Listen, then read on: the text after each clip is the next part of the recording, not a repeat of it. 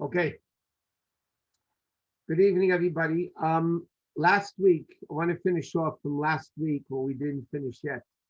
Last week, we were discussing the various laws of tzedakah, of giving meiser and the importance of giving tzedakah. Tzedakah is known as the mitzvah in the entire Yerushalmi, the entire Talmud Yerushalmi. When it says the word mitzvah, it means the mitzvah of tzedakah. The world exists on the merit of tzedakah. And we discussed the various different aspects of tzedakah, but there's a lot more that I want to discuss a little bit now, and then if we finish, we'll move on, and if not, we'll just finish with that. Okay, the mitzvah of tzedakah is not only is it important to give the money to tzedakah, but it's also important how you give the money of tzedakah. In other words, the halacha is that if somebody, let's say, is asked to give tzedakah, and they don't, and you don't have money on you. You don't have money. What should you do? So then at least tell them a nice word. Tell them something nice that you wish them success, and because the poor people are very down and out, and Hashem listens to people that are down and out, and you don't want Hashem on your backside, basically. So even when you give tzedakah, it says you have to give them with the favorite part of your face. You have to give it with a nice countenance, smiling at the person, and give it to them in that particular way. Okay, another thing is, halachically, you're allowed to have, like, how often do you have to give the 10%? Is it weekly, every paycheck? Is it monthly? Is it yearly? I mean, like, how does it work in a practical level? So there are poskim that say it should be done every 30 days. Some people say you could do it by the end of the year. But what many people do, by the way, is they have a tzedakah fund. They put away money in the tzedakah fund, and then they disperse the money accordingly when they feel that they need to give the money to tzedakah. So practically speaking, it works like this. On the first year, you have to give from the profit of the business. That means basically what you get as a salary.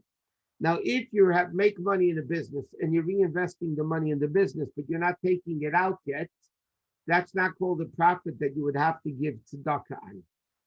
In that case, you wouldn't have to give tzedakah because it's not actually a profit. You're just reinvesting in the business.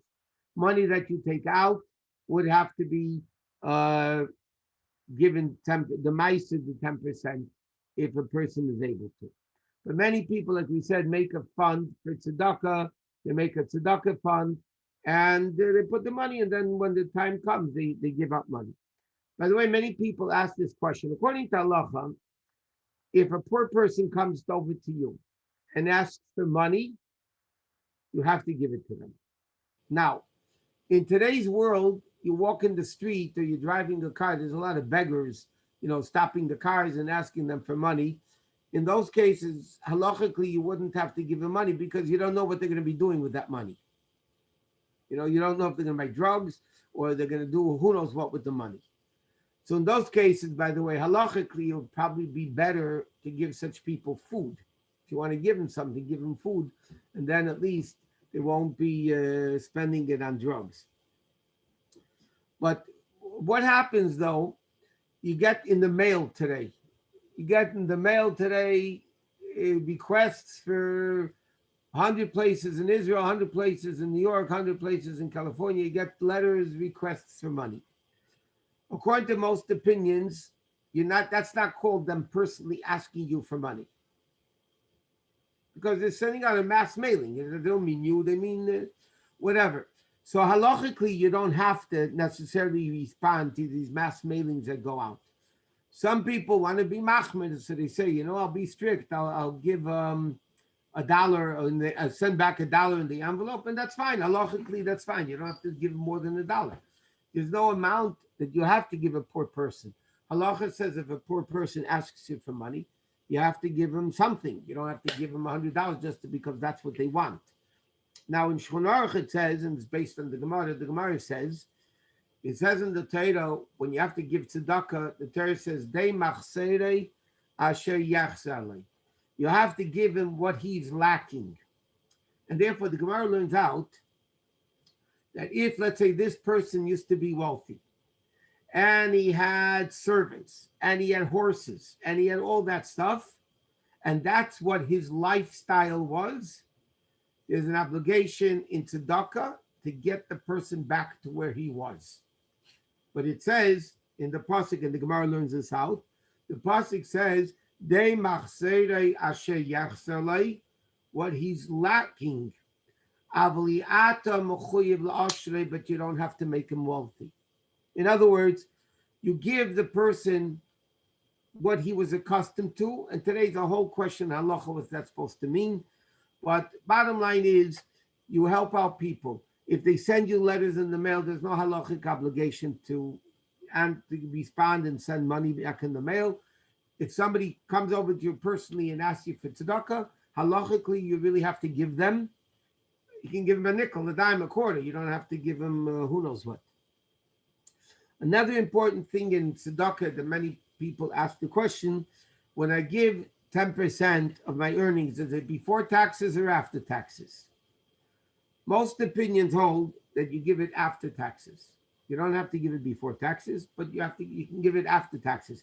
But that doesn't mean after all your household expenses. You have to give after you deduct the tax money for taxes. So then what's left, you give 10%. Now, what happens if by giving 10%, you're going to go into debt? Let's say a very simple example. A person needs $1,000 a week to live. That's what he needs to live with the family. And he makes $1,000.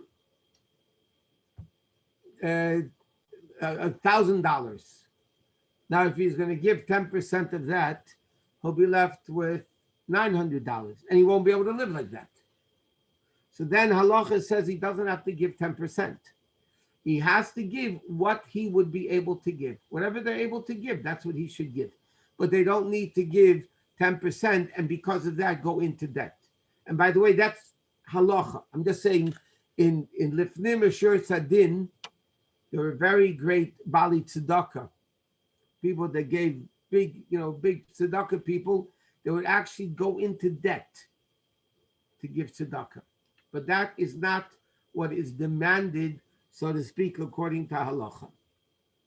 Now, what happens if somebody gets gifts? Somebody gets gifts from somebody.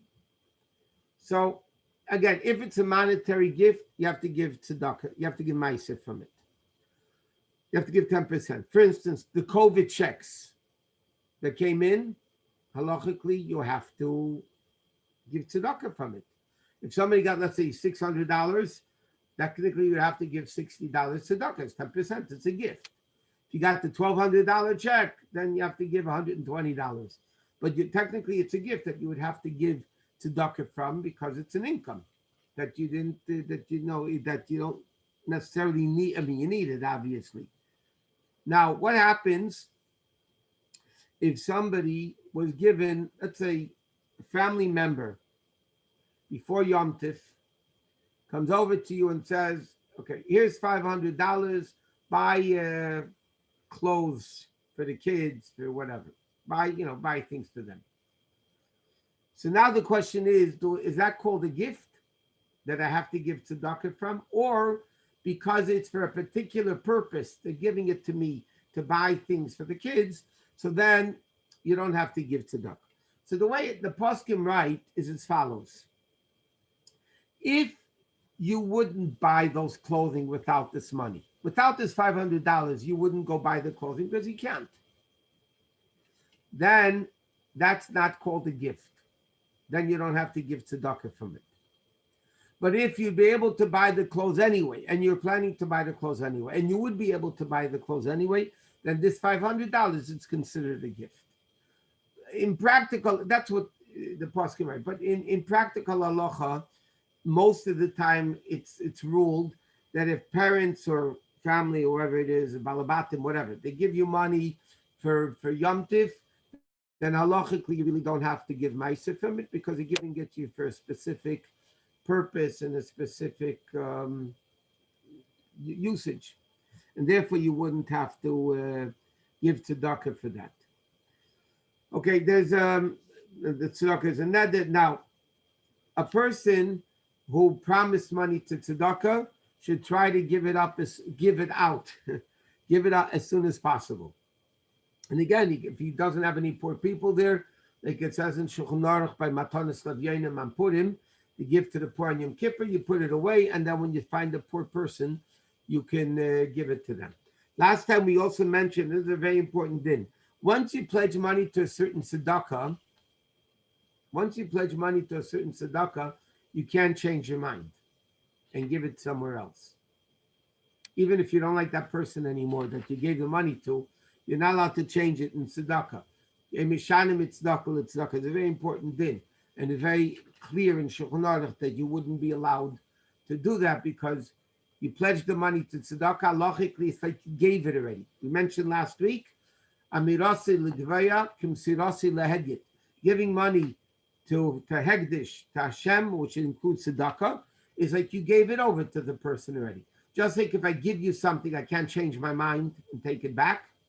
The same thing, once you pledge money to tzedakah, you're not allowed to take it back and change your mind just because you don't like the person.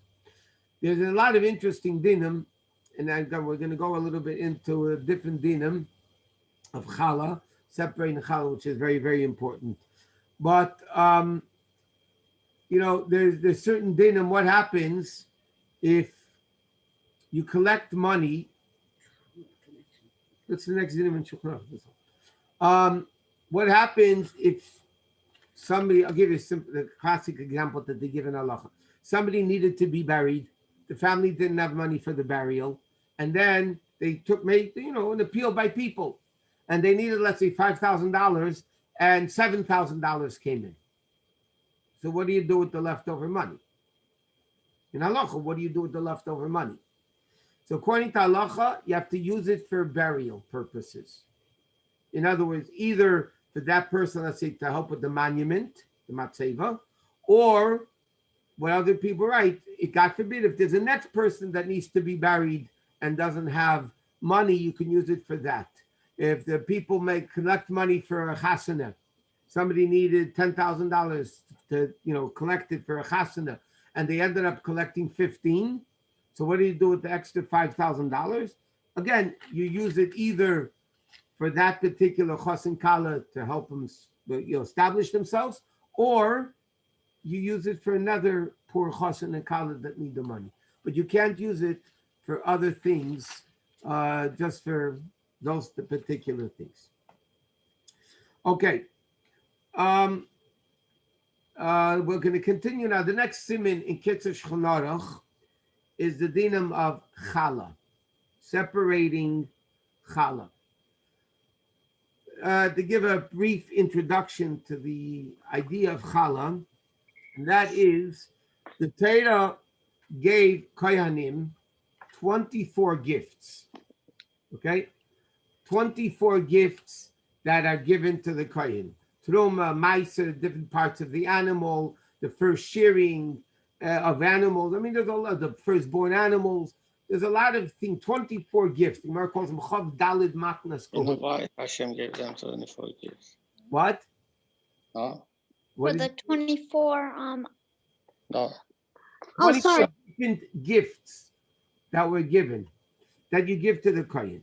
Now, in the time of the Beis HaMikdash, those gifts were given to the Kohanim. Okay? Now that there is no Beis HaMikdash, many of the things we're still obligated in. Certain things we are obligated in rabbinically, and certain things we're not obligated at all. Okay, so now I'm going to talk about all of them. I'm going to talk about Challah. The biblical mitzvah of Challah was the biblical mitzvah in Eretz Yisrael when all the Jews lived there. When all the Jews lived in Eretz Yisrael, the Gemara learns it out from Psukim and Parshas Shlach in Chumash Bamidbar.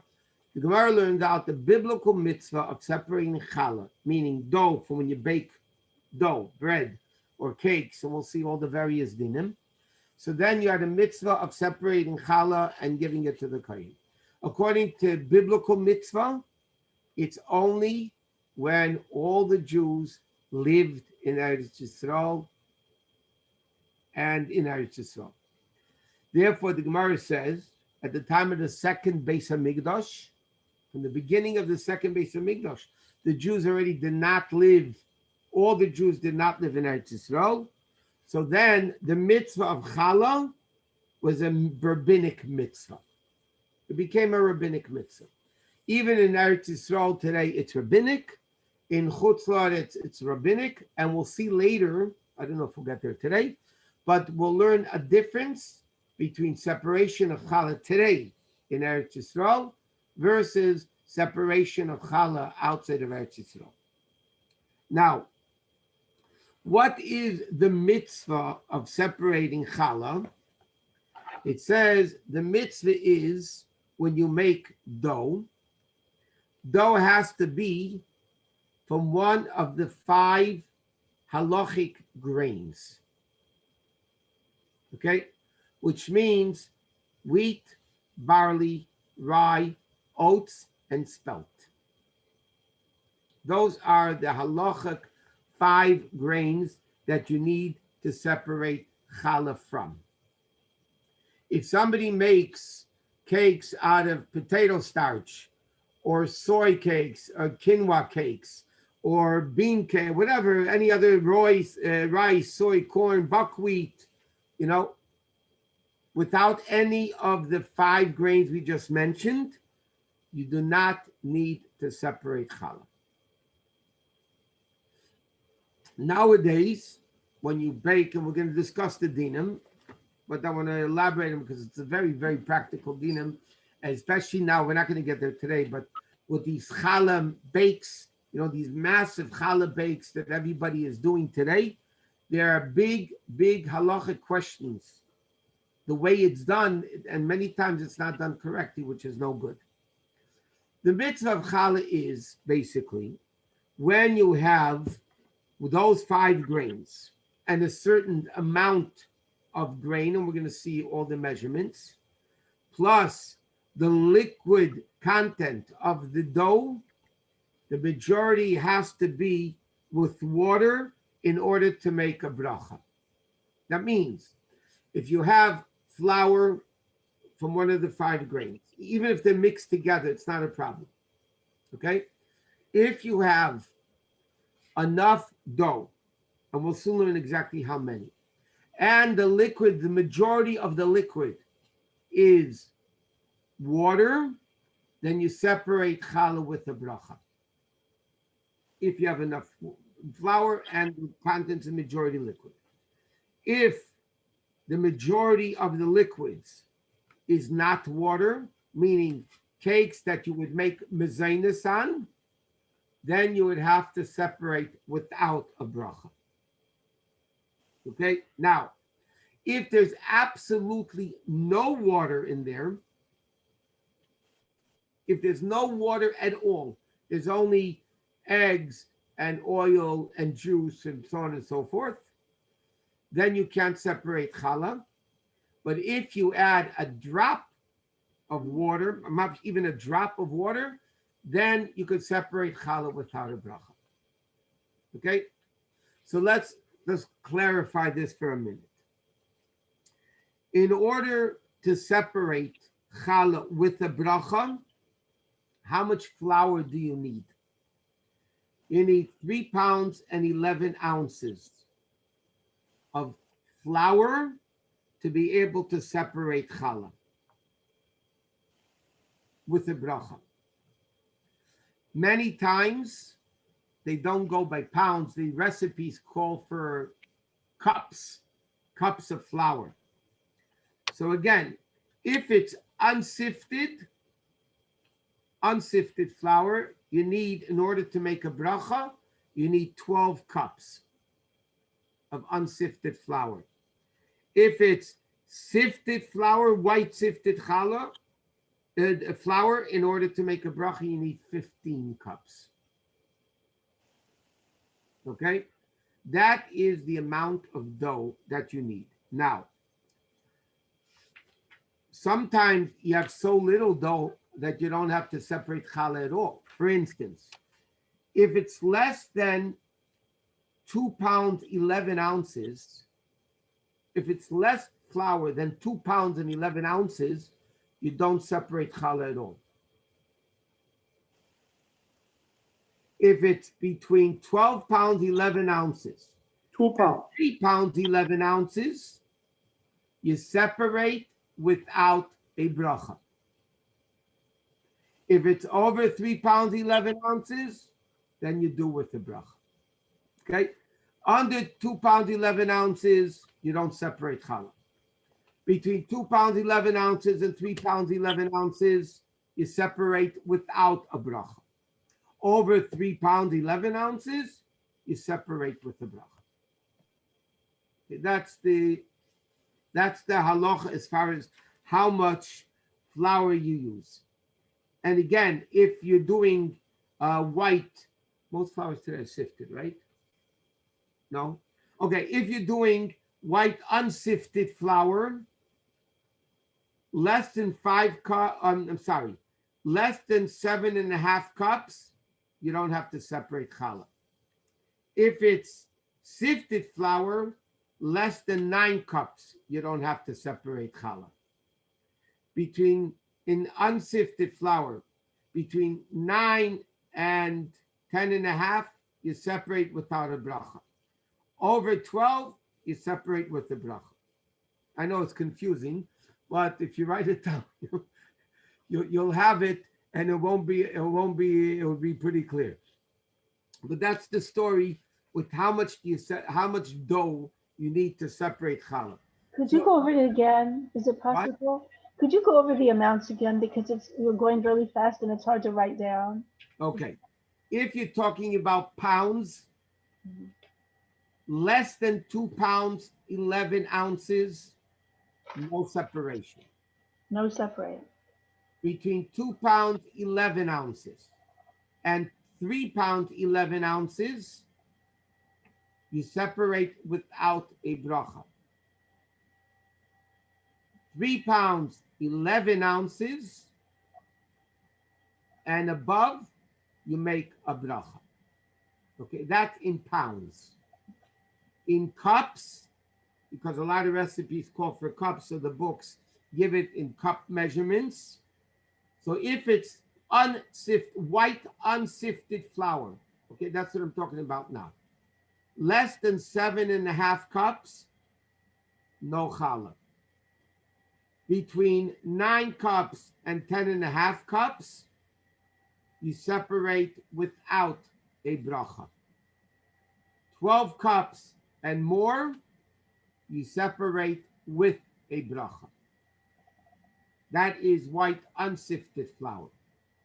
If it's sifted flour, less than 9 cups, no challah. 11 cups to 13 cups without a bracha. Over 15 cups with a bracha. Okay, those are the measurements.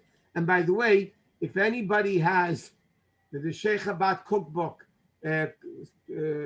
Spice and Spirit, if they have the Spice and Spirit cookbook, in those books it says all the measurements that you need to separate challah. Thank you. Now, what do you do when you separate challah? Again, we're going to discuss a lot of details because this is especially relevant to women and even men who bake challah. And the question is, when you bake cakes, all these issues come. And many times you bake a cake, if you use enough flour, you're going to have to separate challah without a bracha. So, what do you do with the challah? When you have to separate challah, okay, you have the dough. You have the piece of dough. You take a fistful of challah. It has to be a kazayis, which is approximately 1 ounce. And before you separate it, you make a bracha, Baruch atah Hashem Elokeinu melech haolam, like you have in the Shusterman mitzvah, tzitvan l'hafresh challah. And you take a piece of challah, and the custom is you say, Harei zu challah. This is challah. This challah, because we don't know today for sure who are koyanim, so then the din is we don't give it to koyanim. What you do is you wrap it in aluminum foil, you burn it in the oven with nothing else in the oven. Okay? You could put it on the stovetop. Normally it says in the expression, you burn it in the bread, in the oven where you bake the bread. Okay? Many people burn it with the chametz out of Pesach, which is, again, it's a long time to Erev Pesach. It's not a good idea to save the challah for that long. Ideally, you separate challah, you should burn it that week. You shouldn't save the challah. And when you burn it with the chametz, don't put them into aluminum foil. It's not a smart thing to do because it doesn't burn well. But anyway, the preferred halacha says this, by the way. You shouldn't wait to Erev Pesach to burn your challah and gather like 52 weeks of challah and burn it. It's not a good thing. You should burn it weekly, bi-weekly, but whatever, every other week. But you shouldn't keep it. Now, you shouldn't bake anything else in the oven when you're baking the challah, because then you have a halachic shaila, because the challah is not allowed to be eaten. Once the challah is burnt in the oven, you could take it and you could throw it out. Okay, so that's that then. Now, the measurement we said, okay, so now,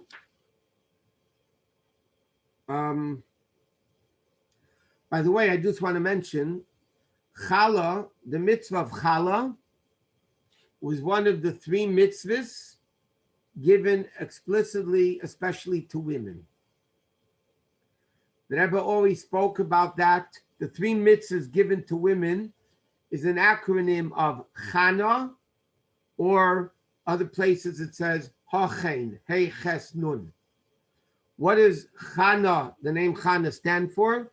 Challah, which is the separation of challah, the Rebbe explains, actually means the kashrus in the home is primarily up to the woman.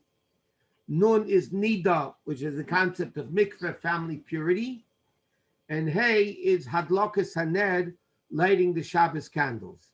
So those are the 3 mitzvahs given explicitly to women. In fact, because of that, many women have the custom of baking challah every single week, because then they're able to fulfill a mitzvah given to them that is uniquely theirs.